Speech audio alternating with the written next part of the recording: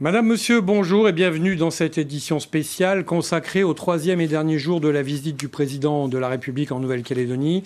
Un troisième jour crucial, un troisième jour dense. Et tout d'abord, cette visite à Ouvéa que vous avez vécue en direct avec nous.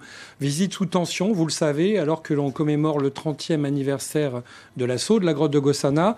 C'est la première fois qu'un président de la République se rend à Ouvéa. Voici probablement l'une des images que l'on va retenir de cette matinée.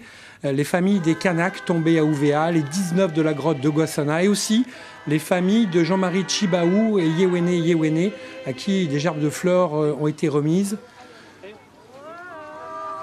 Le président s'est tenu en retrait. Il a été, à la suite de cette remise de fleurs, invité à planter un cocotier. Je vous propose de regarder les images.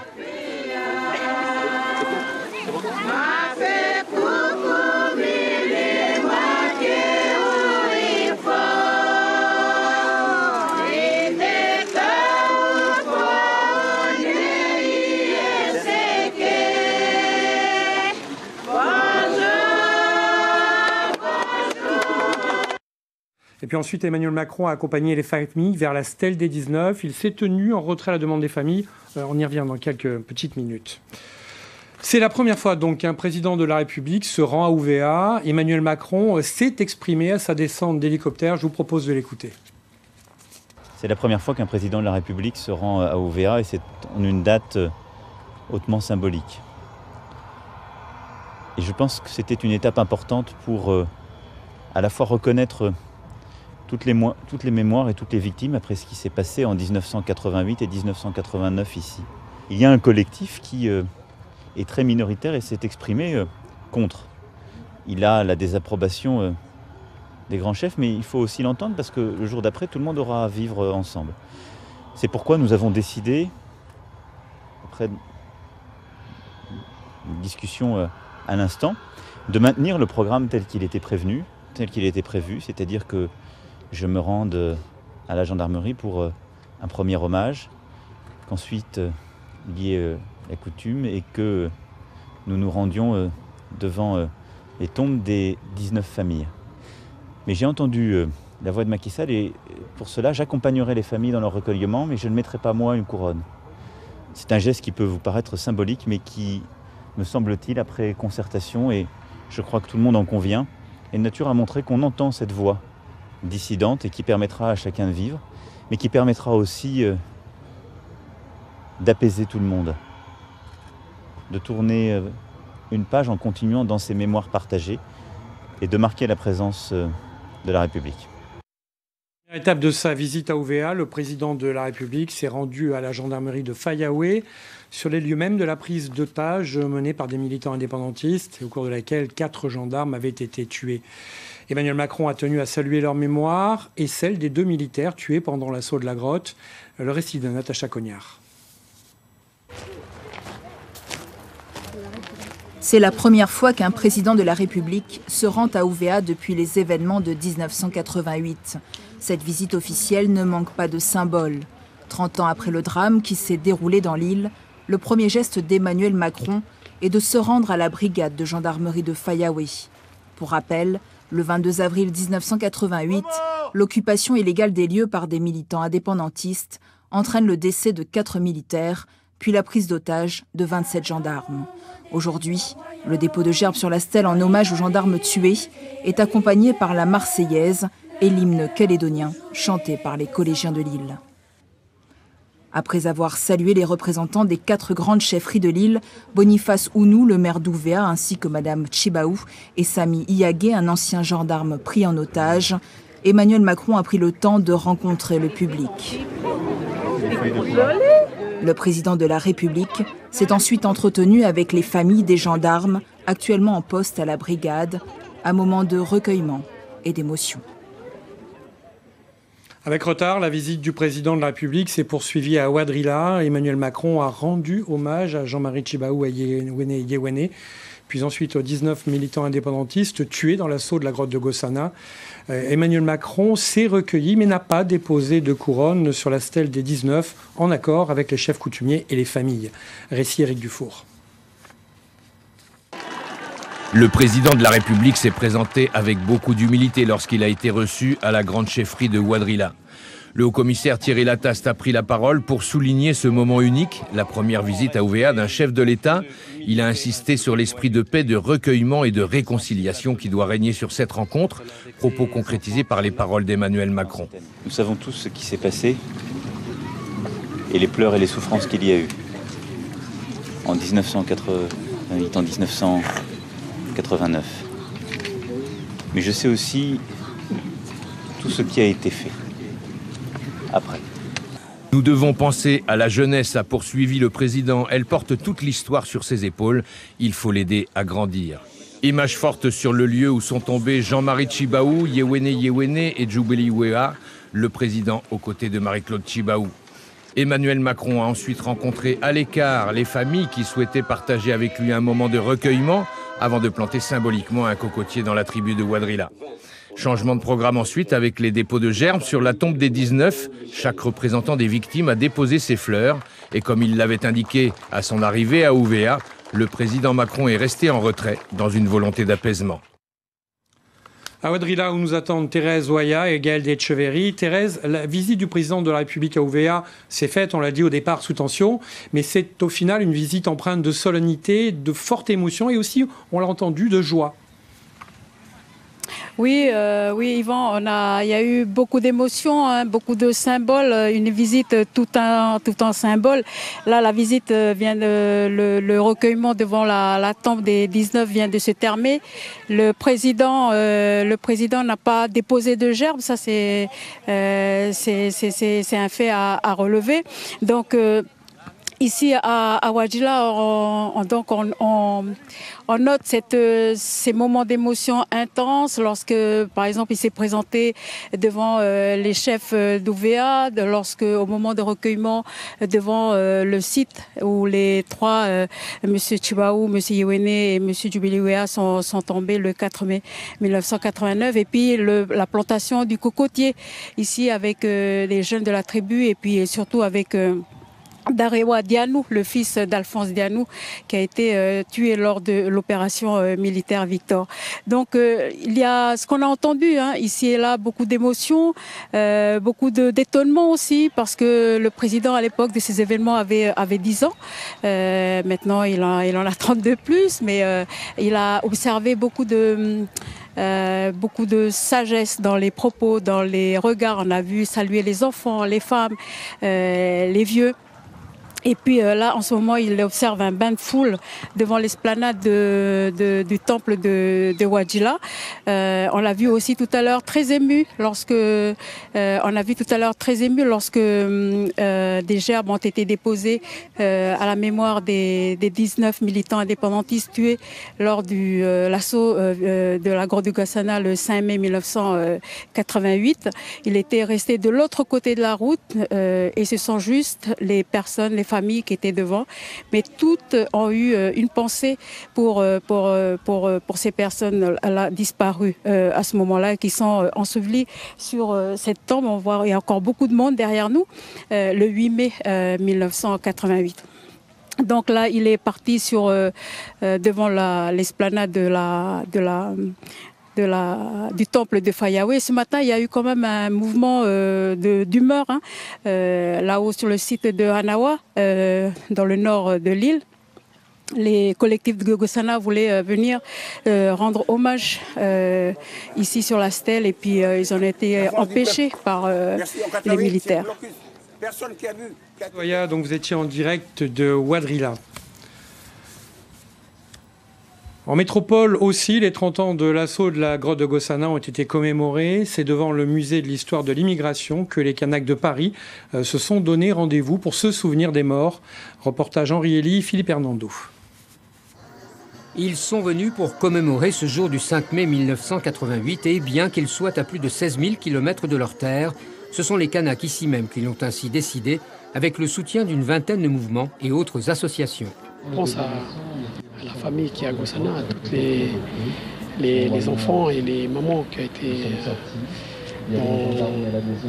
leur mari et leur papa sont partis. Donc on pense très fort à ces familles-là, et donc là ça fait 30 ans maintenant.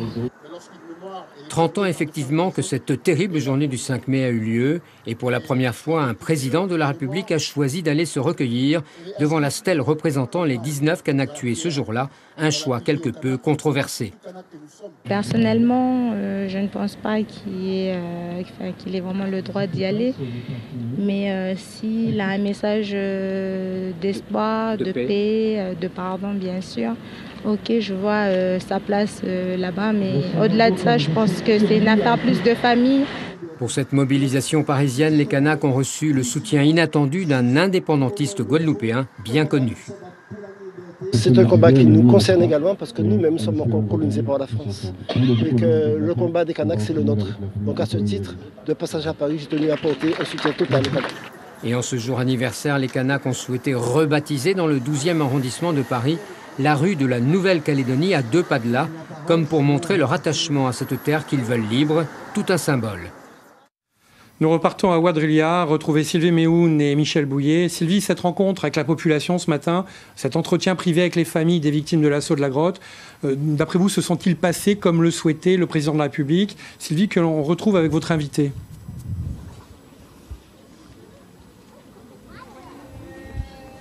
Oui, alors je n'ai pas d'invité Yvan, mais en tout cas ce que l'on peut dire c'est qu'il y a énormément de monde ici à la paroisse, devant la paroisse de Huadjila.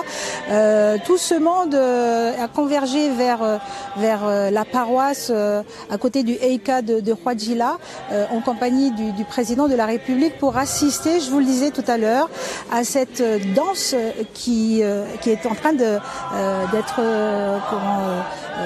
exécutée derrière moi par la troupe Wangeko de la tribu de Kumo, une tribu de Lifu. Alors c'est une danse racontant l'histoire d'une tortue qui va emprunter 2 chemins.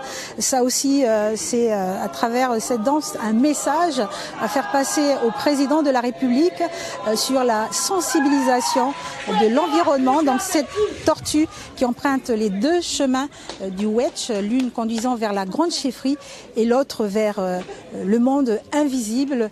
Donc voilà tout un échange culturel du patrimoine kanak avec le président de la République ici à Huadjila. Sylvie Méhoun pour ces précisions. Et puis vous l'avez suivi son entretien hier soir. À 20h30, le président de la République a accordé un entretien conjoint à Valérie Jonot pour Nouvelle-Calédonie la première et à Fallaye Wedro de Calédonia. Emmanuel Macron a rappelé qu'au-delà du référendum, il fallait préserver l'unité des Calédoniens. On l'écoute. Il est important que ce référendum ne soit pas l'élection de toutes les divisions. Et il faut préserver une unité parce que dans l'intérêt de la Nouvelle-Calédonie, les uns et les autres auront à travailler ensemble. Je crois que ce processus, il est regardé par le monde entier. Et il dénote une maturité politique que nous avons construite sur des pages sombres de notre histoire. Mais nous avons su aller au-delà par un travail collectif, conjoint. Et donc il ne faut pas reculer dans les quelques mois qui nous séparent du référendum. Moi je suis très vigilant à cela et j'appelle chacune et chacun justement à prendre sa part de responsabilité. Valérie Jonot nous rejoint sur ce plateau. Alors Valérie, clairement, l'on n'attendait pas de révélation de cet entretien. En effet, 2 discours très attendus vont être prononcés cet après-midi au Centre culturel Djibaou et puis ce soir à 18h au Théâtre de Lille, en conclusion de la visite présidentielle.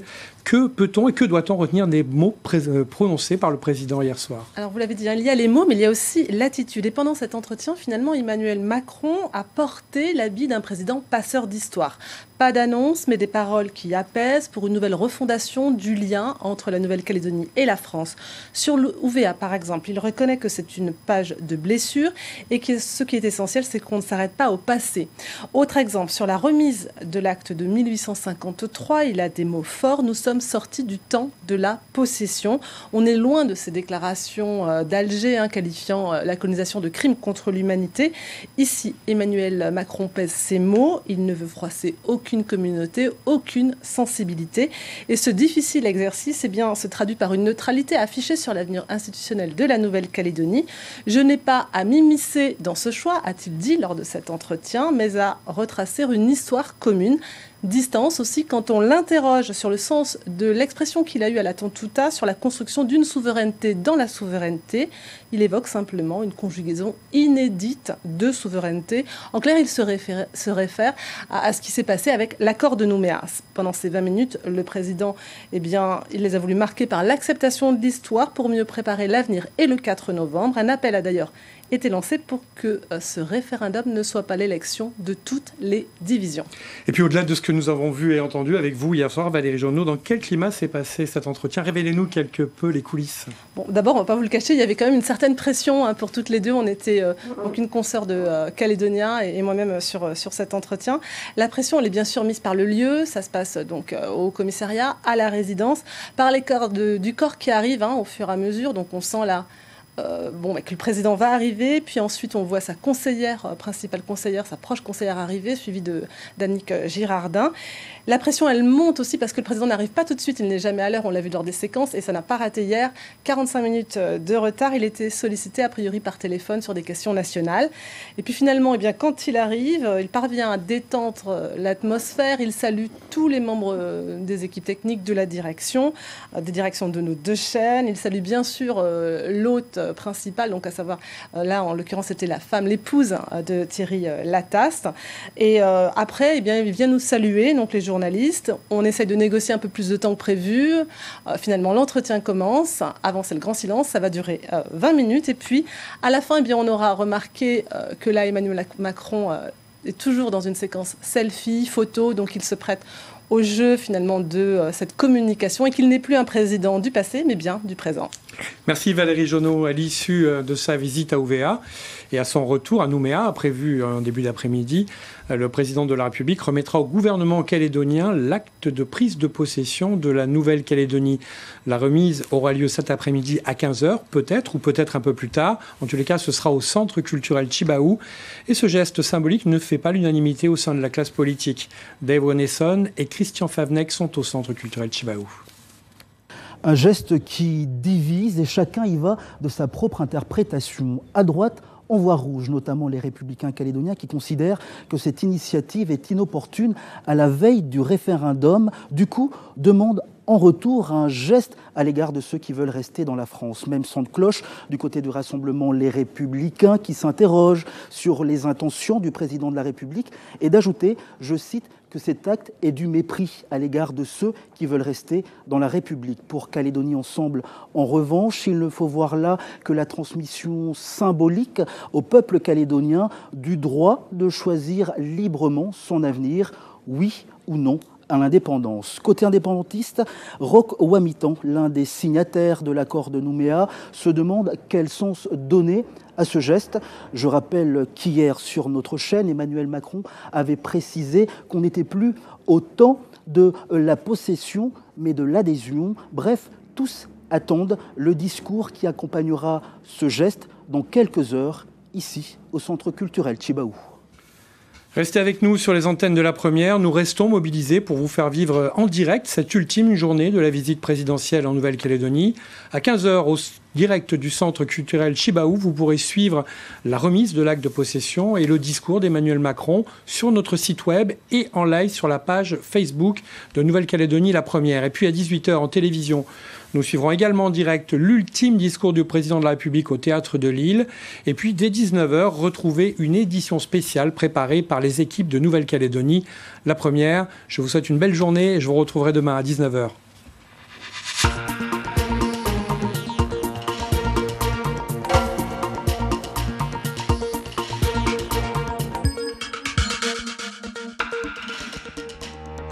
L'info continue sur lapremière.nc.